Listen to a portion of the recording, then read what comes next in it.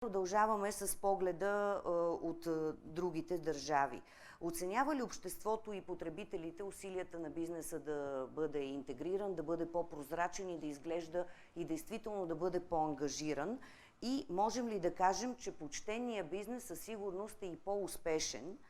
Ще търсим отговора на този въпрос заедно с Лота Ридстрьом, която е главен секретар на Transparency International Швеция, пряко ангажирана в проекти като форума за бизнес почтенност на асоциацията. Включваме сега от Швеция. Здравейте! Здравейте, Лота, дали ни чувате? Hello and good afternoon, everyone. I hope you can hear me. Да, всичко е наред, ние ви чуваме. Yes, good. First of all, thank you for inviting me today. Thank you for inviting me today to speak at your very important event. I would also like to thank Mr. Baxter for introducing Transparency International and the business integrity work we're doing in the movement. And I'm delighted to inform you that we at Transparency International Sweden has quite a large collaboration together with TI UK, especially within business integrity and the benchmark opportunity that Mr. Baxter just mentioned, but also within global health. One of the projects we are collaborating on is equitable and transparent rollout of the COVID-19 vaccines, which is both relevant and interesting, and also touching upon the business integrity work. I've been asked to introduce you to a program that we at Transparency International Sweden, together with our Lithuanian and Russian counterparts, has conducted during 2018 to 2020. I have also been asked to briefly touch upon on a survey that was made on business integrity and business ethics in the Nordics. And I would like to emphasize that that particular study is not a study from Transparency International. It's made by a network on Nordic business ethics. First of all, the project that was funded by the Swedish Institute was during 2018 to 2020, so it's quite recent, but not during this year. And the aim was to promote sustainable integrity practices and to increase transparency in business, especially in the Baltic Sea region, especially in Sweden, Lithuania, and Russia. And by doing this by strengthening regional networks and knowledge sharing, similar to what we're doing today. And our contribution from the TI Sweden perspective was to perform a needs assessment mapping the current business integrity climate in the Baltic Sea region, particularly within Sweden, Lithuania, and Russia, and to identify any potential challenges in achieving effective business integrity. And I will go through a number of different findings from the study. I won't be touching upon all of them. You're welcome to read the study, the needs assessment afterwards. I'm happy to share a link or share a document to the event organizers that you could get afterwards. But I will share some findings. One of the first findings that although 70% of the respondents saw that there are business integrity programs in place in companies present in the Baltic Sea regions, the programs are mainly connected to large international companies or companies on the international market. And one of the voices said, honestly, big mistakes abroad influenced our behavior and action, which means that international companies, international scandals are forerunners in the business integrity work. And many also argued that the integrity programs or anti-corruption programs are still considered to be a paper product, mainly by the top management, board of directors. And many argued that its need for decision makers, both decision makers and personnel on the floor, to understand the consequences of the lack of business integrity. What will it cost the company if we're not working with business integrity? It was mentioned earlier by one of the presenters that there might be lack of trademark value, there might be less profit, there might be reputational damage, etc. And this information needs to be distributed to both the top managers, but also the personnel on the floor.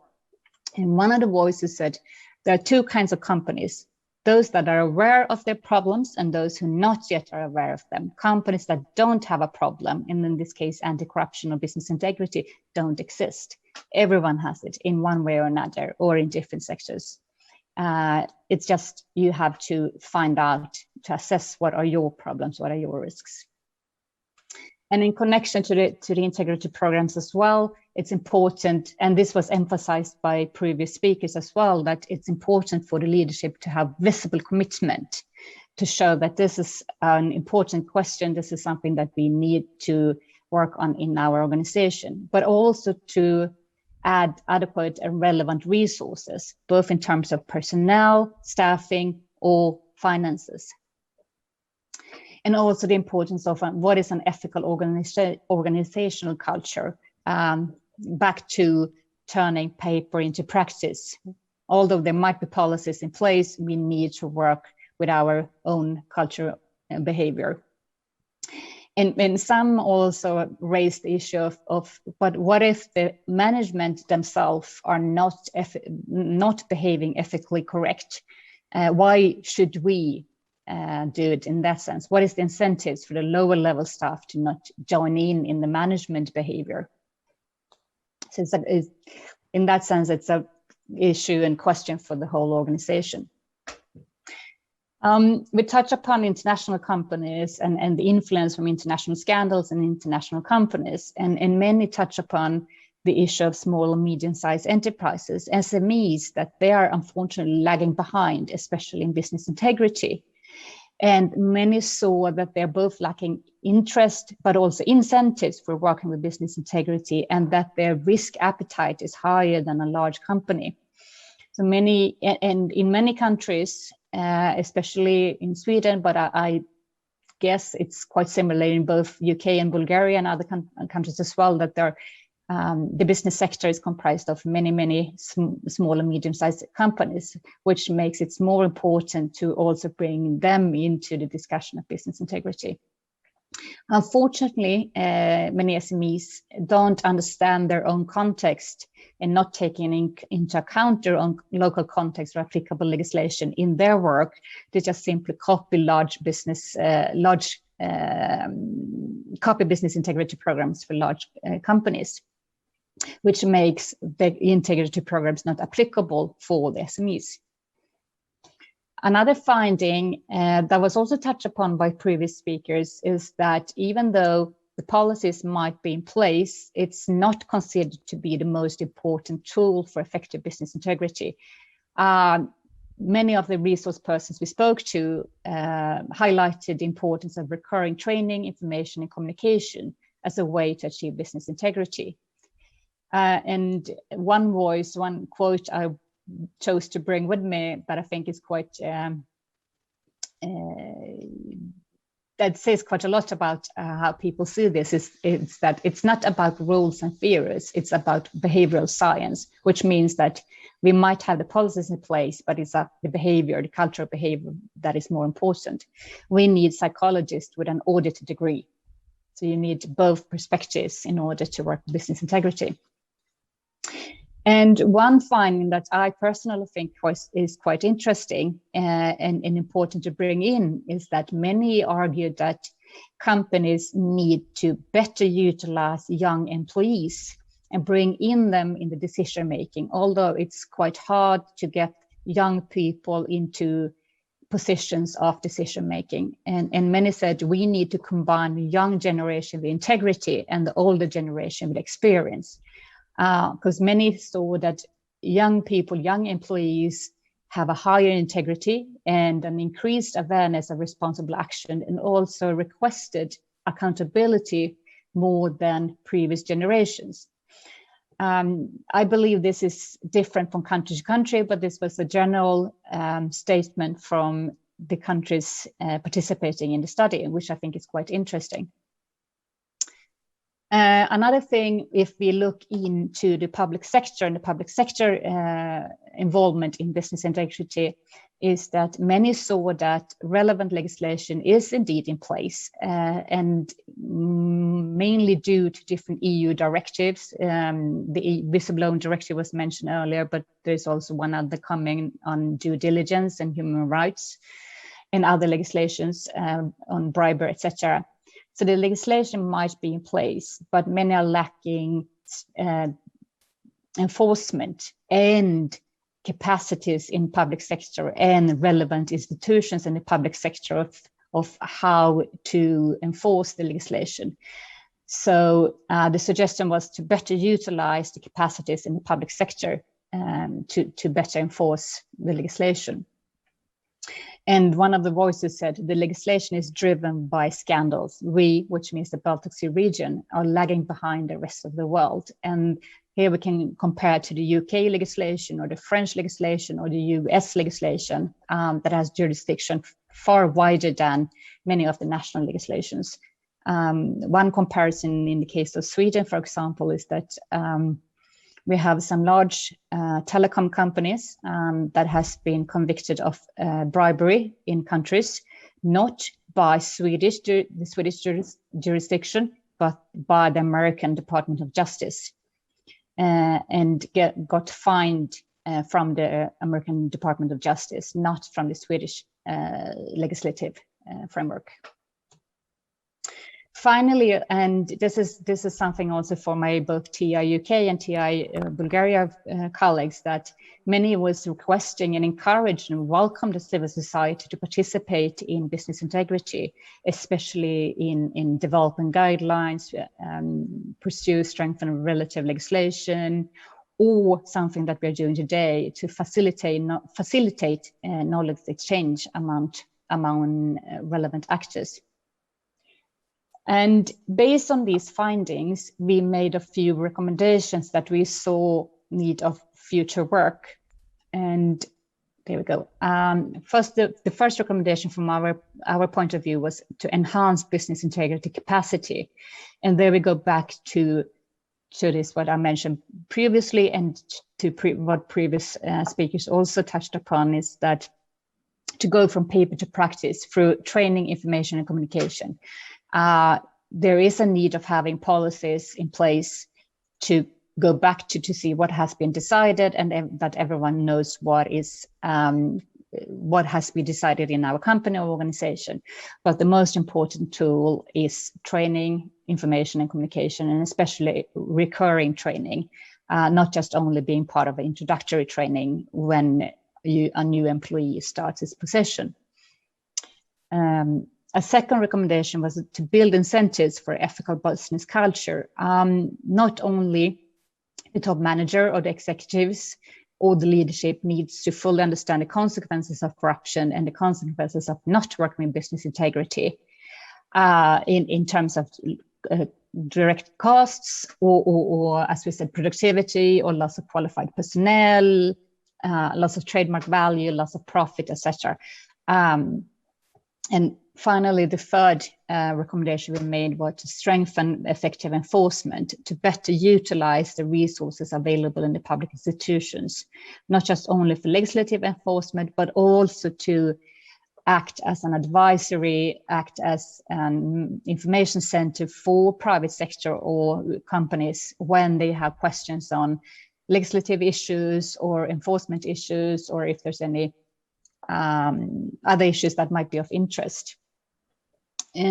Finally, I would like to take the opportunity as well, and I was asked to by the organizers to briefly touch upon a study that was made on business ethics in the Nordics. And once again, I would like to emphasize that this is not a Transparency International study. It was made by a network on business integrity in Nordic. I think the founders are Swedish and Finnish. And something interesting that to me was that even though there are quite a lot of organizations and companies working with business integrity and business ethics and compliance, the personnel in these countries is not comprised of large teams. in fact, 1 in 3 are working alone in the company with business integrity. And it's even in large organizations such as companies with more than 10,000 employees, it's quite likely that the teams are a small number of people, either 1 to 5 people. And this is quite interesting because many of the resource persons in the needs assessment that I was referring to earlier mentioned that it's important to have adequate resources, but obviously it's also possible to do quite a lot with a small amount of people working with issues, as long as you have the support from the management, as long as you have the organization behind you in the work of business integrity. And many of the companies are working. One second. Many of the companies are working with whistleblowing that was also mentioned by previous speakers. And 9 out of 10 of the companies present in the study said that we do have reporting channels for whistleblowing, but many also reported that there are few cases, reports in these reporting channels. And this could be due to many different reasons. Some could be that the employees doesn't simply know that there are reporting channels available, but it also could be due to the fact that reporting and an open culture is not encouraged in the organization. So if you have the case of few reporting cases, it doesn't necessarily mean there's no corruption or no conflicts in business ethics. I think that was also mentioned by one of the previous speakers. Many are focusing on the risk assessment, and this was really something that we saw that it's a positive thing, and also that many has a code of conduct in place. Almost all of them has that. But unfortunately, there's only 50% of the companies that are offering training for the full personnel, the full staff of the company, which we see that we would encourage companies to perform training and e-learning exercises with a full staff. And finally, we looked at what are the main challenges for business ethics and to perform in business ethics in companies in the Nordic region. And the respondents said that, well, first of all, it's manual processes and a lack of system support. And that means that business integrity and ethics and compliance is not integrated into the regular work. It's not mainstream in the organizational strategy.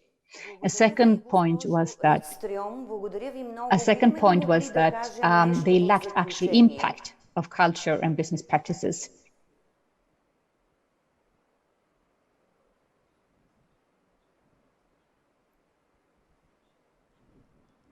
Дали чухте моя въпрос? Дали бихме могли да кажем нещо в заключение? Yes, this is my last slide. I'm just about to finish up. Yes, the second one was that they lacked actual impact on culture and business practices, going back to the issue of bringing paper to practice. And finally, they lacked budget and resources that was allocated for business integrity. And by that, I would like to thank you all for listening. And I echo my colleague from TIA UK. I'm sorry for not being in Sofia today, but I'll give you the best of sunny wishes from Stockholm. Благодаря ви и аз Thank you. за тази презентация и за детайлите, които дадохте.